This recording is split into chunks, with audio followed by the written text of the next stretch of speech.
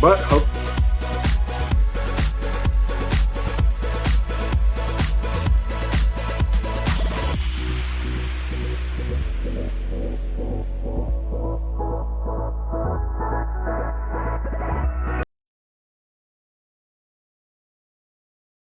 hopefully it's not that way.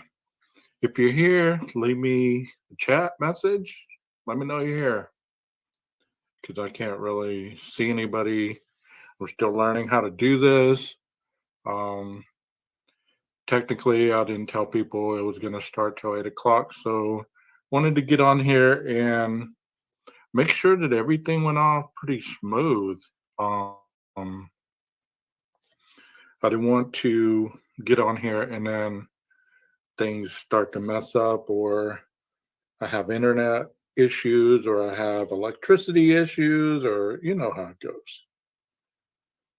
But I hope you guys are having an awesome Saturday. By the way, my name is 12 Gage. If you've never been to any of my channels, content, or any of my podcasts, um, I hope you guys enjoy what it is that I present. Tonight, I'm going to present a little bit of true crime. Going to talk a little bit if anybody shows up. Um, and I don't know if you can leave comments even after the live is over, but I've seen lives where it says hide chat reply. So I guess you can't.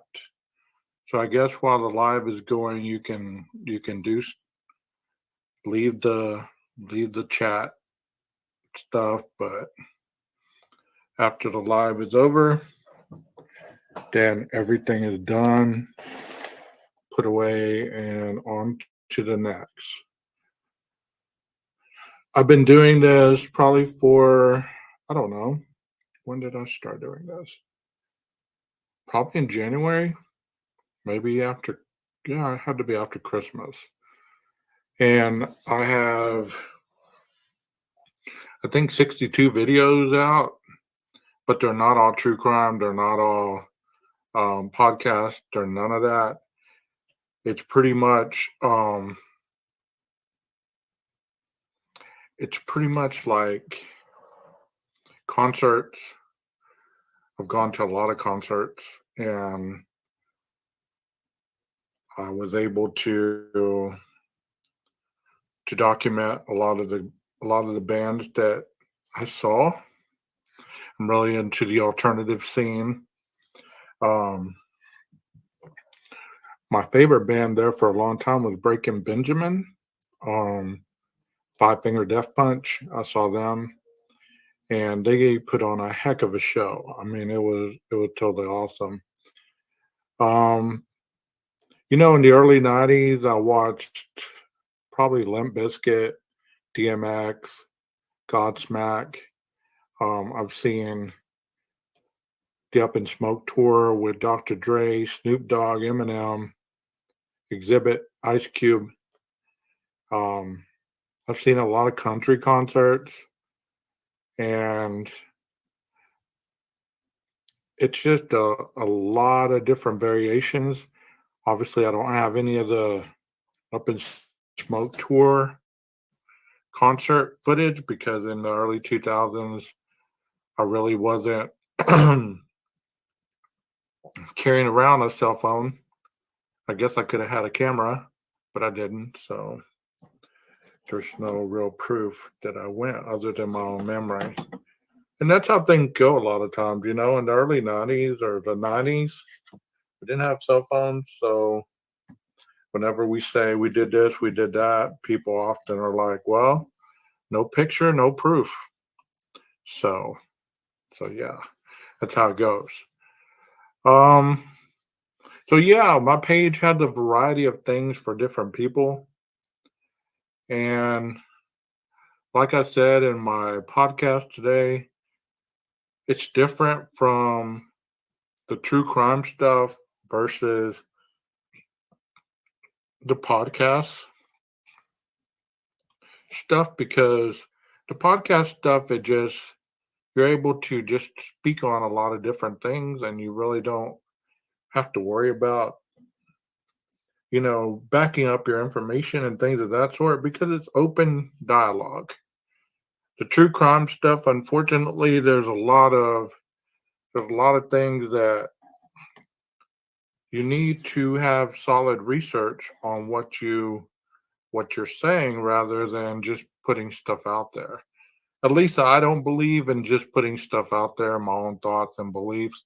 I mean, tonight, if anybody shows up and we have the ability to have somebody come up on panel, or we have the ability to have people in a chat, then I might ask, certain things, and ask for people's educated guess, or their analytical mind and what they think happened or how it happened or, things of that nature. And I know that it's been going on for a long time. And, it's probably not the most popular topic. It's kind of watering out because there's nothing out there. There's nothing out there new other than, and I'm talking about the IDAHO4.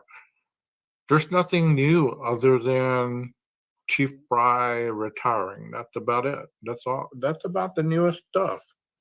So if it's not just that, there's nothing else really out there.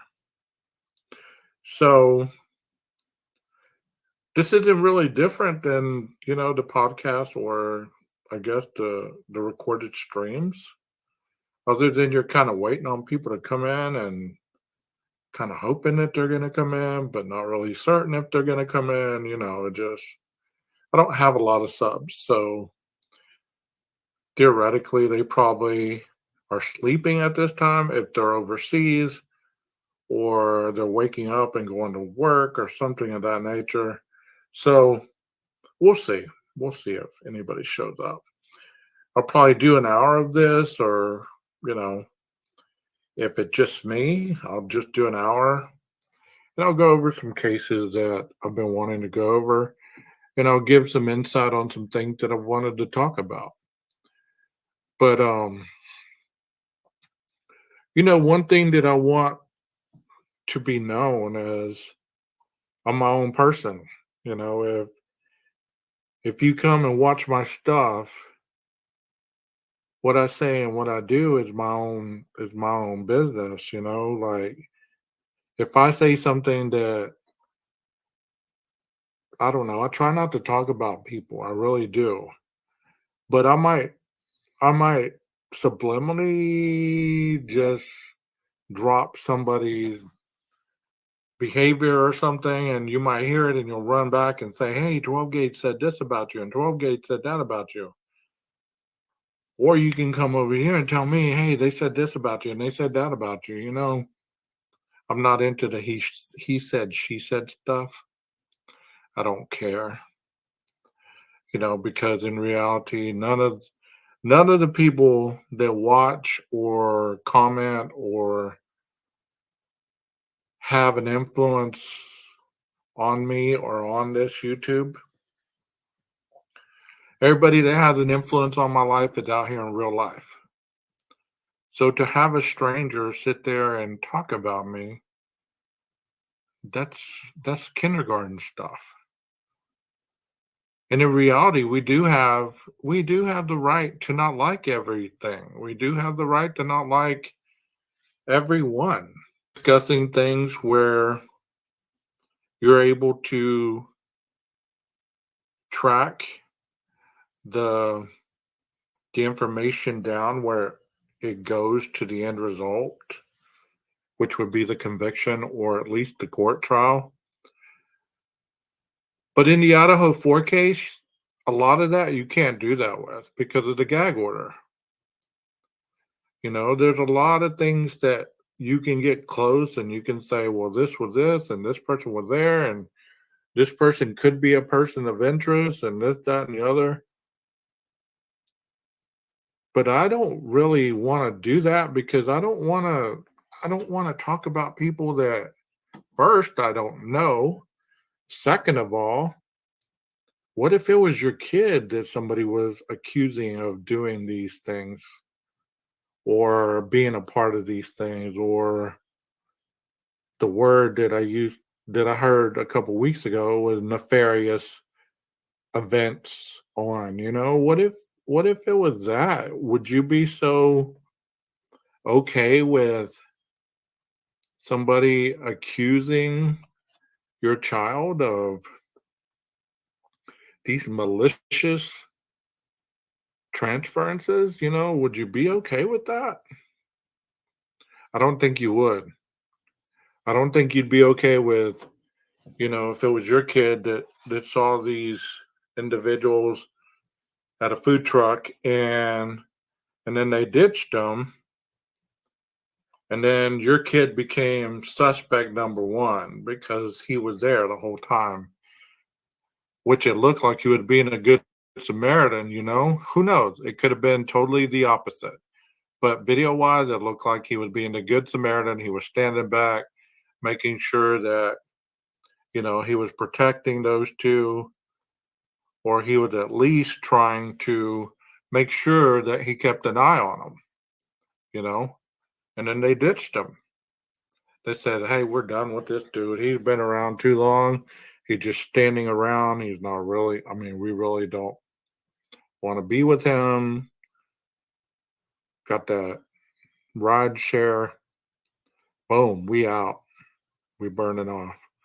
But what I'm saying is, what if that was your child? Your child was theoretically the last person to see these people alive. And for weeks, this person was dragged through the mud. Everything about him was under a microscope. There was a statement that said he went to Africa, he hunted animals, so therefore he had to be the butcher. He had to be the one. And then it was Enan Harsh, and then it was that Jeremy guy, and then it was the four dudes caught in the street light running past the Banfield cops whenever they had those three holding for incarceration, or alcohol charge.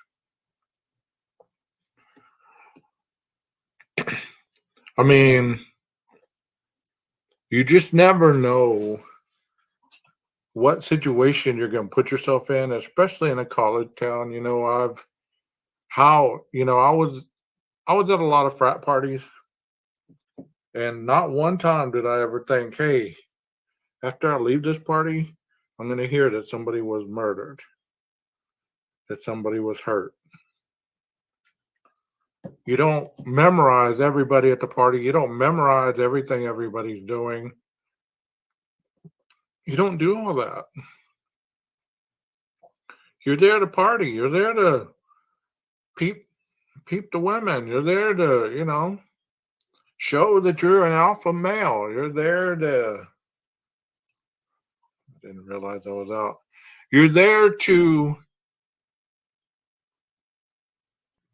just be young, wild, and free. The last thing on your mind is whether somebody's going to get hurt later that night or somebody's going to die. It's sad. It's sad all the way around because, the boyfriend who got the calls, I think it was from 2 to 252. I think there were 10 calls, 2 from Audie's phone. How much guilt must he have had the next morning? But how many of us have ever done that? How many of us have ever done that? Ignored our ex's phone calls, especially that late at night, because you're like, man, I don't want to hear all this. And supposedly he was at the corner club, in that picture. A lot, it's been said that image looked like him. And we'll definitely find out. We'll definitely find out. and we'll see if it was really him. But think of the guilt he's under, you know? He didn't look too torn up though at the vigil. I mean, that that just kind of that was weird to me. And once again, I'm not throwing shade on him. I'm not, accusing him of anything. But people grieve differently. But you're there with her parents, people that you've been around for a long time. They know you. They've taken you on vacation with them. You've done this, that, and the other. I promise you, if I'd ever been around, and I have been around parents like that, and if their daughter would have been murdered, there's no way I could have held it together, especially trying to be strong, trying to be strong for the family. But you know what? If you love this person, you realize that you're never going to see him again, ever. Maybe he was playing for the camera. Who knows? But I just thought that that was a little weird. So he must have some guilt. Or maybe he doesn't. He had the dog back. Maybe he's moved on with his life. Maybe he has another girlfriend. Maybe he's going on with his life and trying to get all this behind him, which a lot of people do at a particular point in time. They don't hang on to the situation as much as we've hung on to it because in their mind, hey, it's over. I can't do anything about it. I'm not hunting for the killer. I'm not trying to base my opinions on who it could be or who it could not be. But in the public's mind, they want that answer from him. So they ask those questions for him. Why isn't he acting broken down? Why isn't he being this or that and the other? I don't think that they've had any recent pictures of Jack D.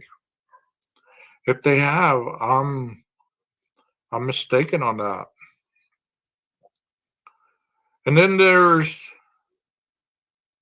Dylan. She was not only a surviving roommate, she was a witness to the perp walking by her door. And one thing that I've been thinking about that I wanted to talk about tonight because when I do those other uploads, I'm usually in a hurry. I'm trying to do them in like 30 minutes or so. Tonight I can take 3 hours if I want, 4 hours. I hope not, but whatever.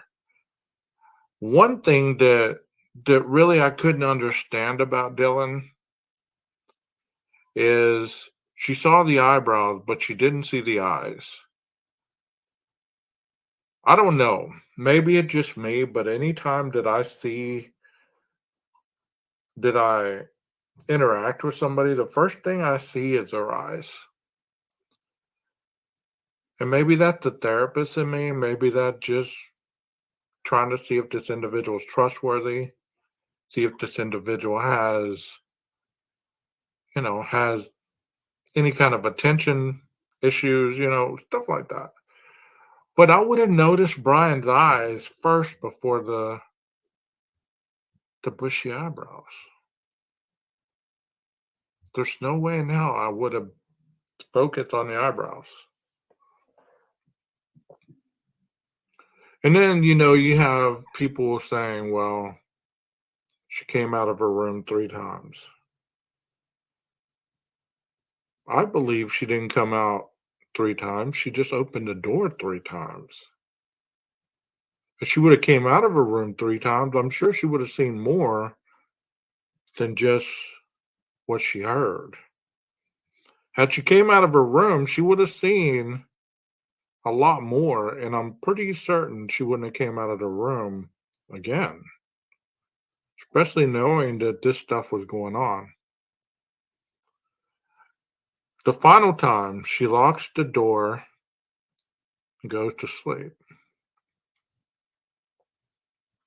She locked the door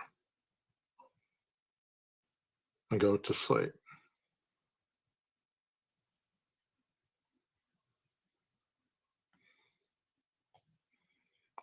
That's a hard one. That's a hard one. It's always been hard since I read the PCA about it. Since I've heard multiple people talk about it. It's a hard one because living in a party house, I've lived in one. We were the party house. It was different with males though. We If we saw a female walking out dressed in black, I don't think we would have really. I mean, if it was dark, we wouldn't have really been like, "Oh, she just killed my buddy." I think it would have been more like, "Oh, she's out of here. She's on her way out." Unless there was blood dripping, and what kind of clad in black was it? I've heard people say wetsuit, heard people say scuba gear or whatever, stuff like that. Once again, we'll find that out. We'll find all that out. Because as smart as this person was, maybe he wasn't so smart at all. And then let's get to Bethany. I wanted to say Methany. Wow. Bethany. What's her story? What are we going to hear? Are we going to hear that she went up her stairs and saw that man running out or not running, but walking briskly out the slider door? Maybe dressed in different outfit? Did she see somebody in the front yard just lurking around? She said they heard the dog barking. Okay, they heard the dog barking. So if you hear the dog barking,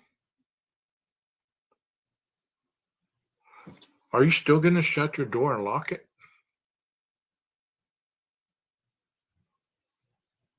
Are you going to listen to see if Kaylee goes and tells the dog to be quiet? Are you going to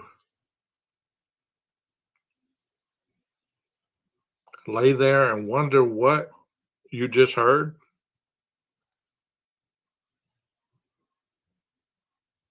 It's okay. I'm here to help you.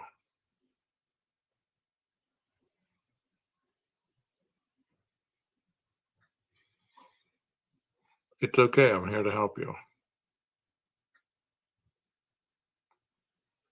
I've heard that is police jargon. Policemen say that. First responders say that too. It's okay. I'm here to help you. There's something going on. I'm here to help you. Or maybe a caring friend. Hey, it's okay. I'm here to help you. Relax. Because you'd be in shock, especially if you saw all that blood everywhere. You'd be in shock if you identified all that all that traumatic event that happened. Would you be calm? No, you wouldn't. Chances are you'd be a mess. Maybe this person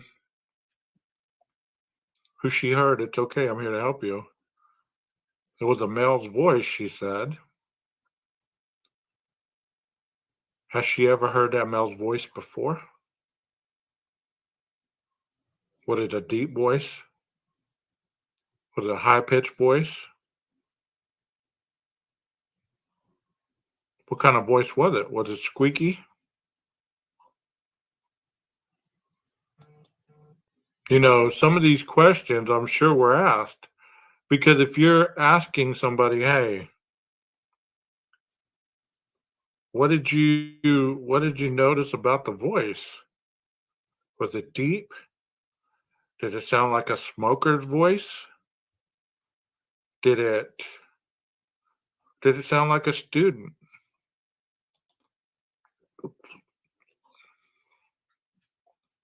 And was there anything else said?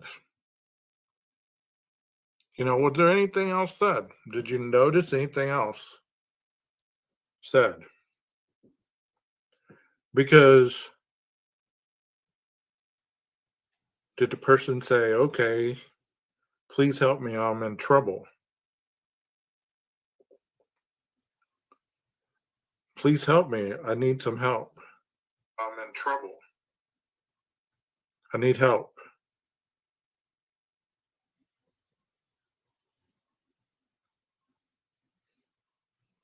Please call the cop. Please get a doctor. Please, this, that, and the other. I'm sure we'll hear all that too. You know, whenever you get past that, and then the person's already left the building, and these two survivors go to sleep. Obviously, it's going to be a quiet night other than the dog barking. So did that barking stop? Did the dog stop barking? Or did he continue barking all night long?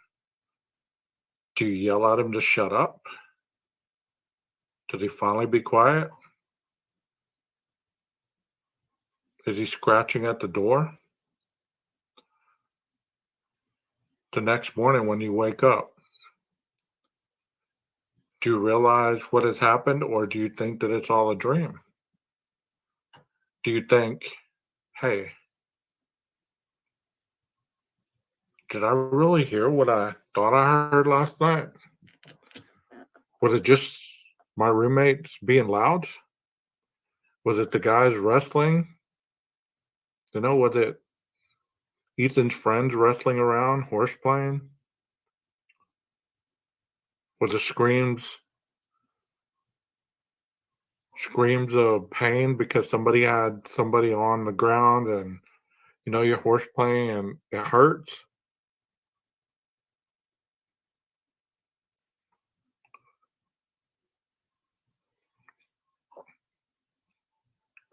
Let me tell you a story, okay? Because we don't have anybody in here yet, I don't think. It shows that there's two people watching, and if you're watching, hi. I hope that you finally catch up to what I'm saying. Thank you for showing up. That makes me feel good that I'm not the only one talking to myself. But let me tell you a story. September 11th, 2001. Okay, September 10th is my birthday. So I went out and I got trashed. I didn't go to bed till 2, 3, 4 in the morning. I was trashed. I didn't hear nothing. Nothing. Obviously, September 11th happened about 9 something in the morning. My phone obviously was ringing from 10 o'clock until 1 o'clock when I finally answered it. So from 10 o'clock in the morning to 1 o'clock, I didn't hear a thing. I didn't hear the phone ringing. I passed out, didn't hear anything. I woke up in a stupor. My brother's like, he's active military. He's like, hey, they just bombed the World Trade Center. And I was living in the Dallas area at this time. So I thought the World Trade Center down on 35. That's where my mind went. I was like, what? Here in Dallas? He's like, no, in New York. So I'm like, oh. He's like, where have you been? I've been calling you. I've been, texting you. I've been not texting, but he's been calling me. And I was like, I was asleep. He's like, man, you're a deep sleeper. I turn on the TV. They're showing the replay. They're showing everything that's going on. And I'm like, whoa. I slept through all that. Even though I didn't know anybody in the World Trade Center, the rest of the day I was in a stupor. I was in like dumbfounded that there had been so many people that died. The towers went down. I felt sick. And the reason that I even said anything about that story is because I can kind of relate to being in a stupor where you don't hear anything. But they don't say that she was in a stupor. They made it sound like she was sober, like she wasn't on anything, that she was lucid enough to hear all the things that were going on. Once again, we will hear that at the trial. And if she was, and they say, I don't like that statement. I hate saying they say because they could be anybody. The mainstream media has said that there was released testimony from the grand jury that Bethany and Dylan were texting during the murders. So if she was that lucid to be texting Bethany, would she have not heard other things? Could she have not?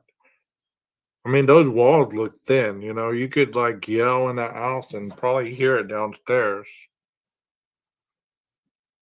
You know, heck, Dylan was right underneath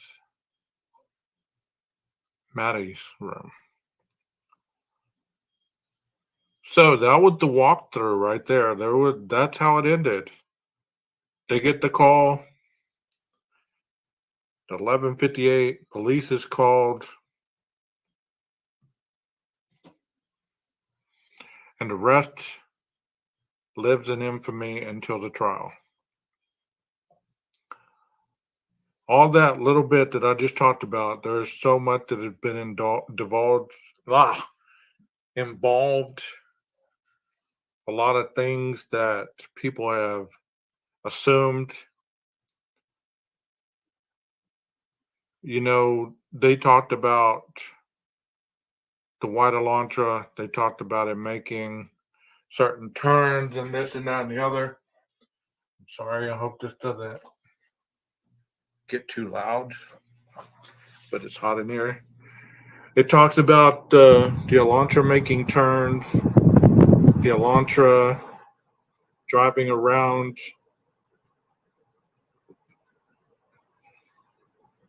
and the time frame. So if they gather those time frames from those surviving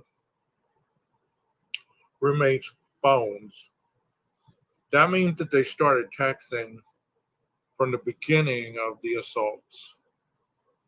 That means one or both knew about what was going on from the moment it started. Did you hear that? No, what was that? I don't know. The dog's barking. There's yelling going on upstairs above me. There's muffled screams. There's muffled this. There's a fight sounding like it's a fight going on. And then it's over in 10 to 12 minutes. And here we are, still talking about it. But I want to tell you one thing, okay? Because I know that I've talked about it a lot. I put in my educated analysis on it. I've even put the teeth into the areas of the case where they've talked about the exculpatory evidence, how you clear a crime scene, how you um, interrogate witnesses versus interview them. All those videos are on my page. They're not the most exciting videos that you might watch, but hey, they aren't bad, I don't think. It gives you a different perspective on what actually goes on rather than thinking that this was just a TV series and this is how things went about. I'm sure we'll either know or won't know how that knife sheath ended up in the bed, how the DNA was traced back to Mr. Koberger, or if he's even the killer. Because it's a 50-50 thing right now. I mean, he has a lot of evidence against him, of course, but think about certain individuals that faced less evidence and got convicted. So he could essentially be exonerated based on police messing up the investigative process. That's all I want to talk about as far as that's concerned, because like I said, it gets old. It gets old talking about it, but I wanted to talk about it in this live because I wanted to start it off with something. So I chose that. This next portion, I want to talk about Laken Riley. She was the Augusta, Georgia nursing student that lost her life to the illegal. And I pulled up this article. Experience. Some people can open their mouths and start talking, tell a story, share thoughts and ideas, and I'm connected. I'm there, and Right, I like what they're saying. I'm interested, and I remember, and then I can, you know, get into the conversations. We share what we're right, talking about. What you say triggers something for me that I think, and the same vice versa. But then there's some that they talk, and I think, I start to think about like, man, oh, do I got to do laundry tonight? I think, and like, you drift off and then you're like, what did you say? I'm sorry. I don't remember what you were talking about. that And was my I think it's partially me. Yeah. That maybe, I drift off, but I think it says something about the person too. It's like they don't have that gift of being able to like, with words out of my mouth, I'm going to paint pictures in your mind of what I'm talking right, about. And you'll be there too, even though you weren't there. And right. yeah, that's a gift, I think, too. Yeah, really quickly, I was, like I was saying, as far as writing poetry and stuff at a young age, and I'm a visual learner. So basically, some of the stuff that I say, I try to take the viewer or the reader or whoever to be able to see what I see. Hmm. Even in the stream, sometimes when I'm talking about something, I break it down so that I can put you right there so that you can go along this journey with me. Because I know a lot of times individuals enjoy being taken along for the journey rather than having to interpret what you're saying. Because sometimes people lose Yeah, you. They'll be talking about something, then they'll stop and then they'll jump somewhere else. They'll come back to it and this and that. And by that time, you've lost them. yeah, yeah, And yeah, I don't think I really received this ability until I became a therapist because I was quite introverted. I didn't really like people. I didn't like to talk to people. I wasn't as um, expressive as I am now, I guess. And, becoming a therapist and you're in front of a crowd of people all the time, you got to make them laugh. You got to make right. them you know, engage with you. You got to build rapport. So, you Yeah, they can't be say things one a little dimensional. unexpected, just like, Yeah, kid, and being able to read the room too, like read like, okay, this person is finding this a little boring. We got to throw something in there that's like better throw in a fart a joke or curveball. something. Right, right. Oh man, that was the dog, not me.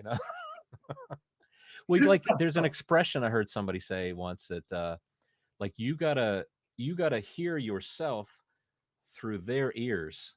If Right. that's right. I think I'm saying it right.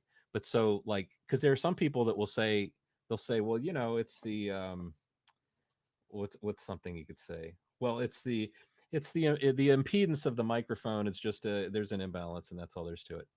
Right. And then the other person, you can see, I didn't get what you meant, but that's all they give you. That's all. Hey, if Right. you didn't Right. get it, if you didn't get it, it's too bad. It's like I have so many words that God's given me before I die. I can't waste any extras on you. Right. Right. That's it. If you didn't get Exactly. it, you didn't get it. It's a shame. Well, they say men usually have 15,000 words a week that they're able to articulate. So I don't know how many of those words we've used up in 2 days. So, we might not make it to Friday. By Friday, we might just be looking at each other going, look. Right. Oh, Maybe we should learn sign language right about now. So we're ready when we can't talk. exactly. Well, Jeff, I'm going to close it down. Thank you so much for appearing and coming up and sharing your knowledge, your strengths, hopes, experiences. It's always enjoyable. Hopefully, we get to do this again tomorrow night. If you don't have anything going on, just shoot me a message. Let me know. And for the Sounds rest good, of Mark. you, keep coming back. And, I'm 12 Gage, and this is Jeff H. Jeff H. And Good to we're see out you. of here. You guys have a good night. Like you, be strong to hold the powers of the sun.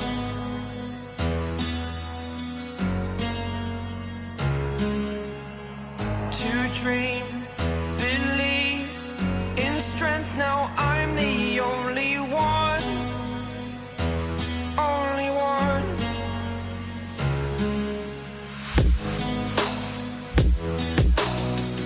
I was an ordinary boy until I broke the rules. My life destroyed. Life destroyed. Until I walk awake, scream my mind, I shout, the ground shakes. How much can I take? My mind will break. Will it break? Can I take? Can I be your superhero?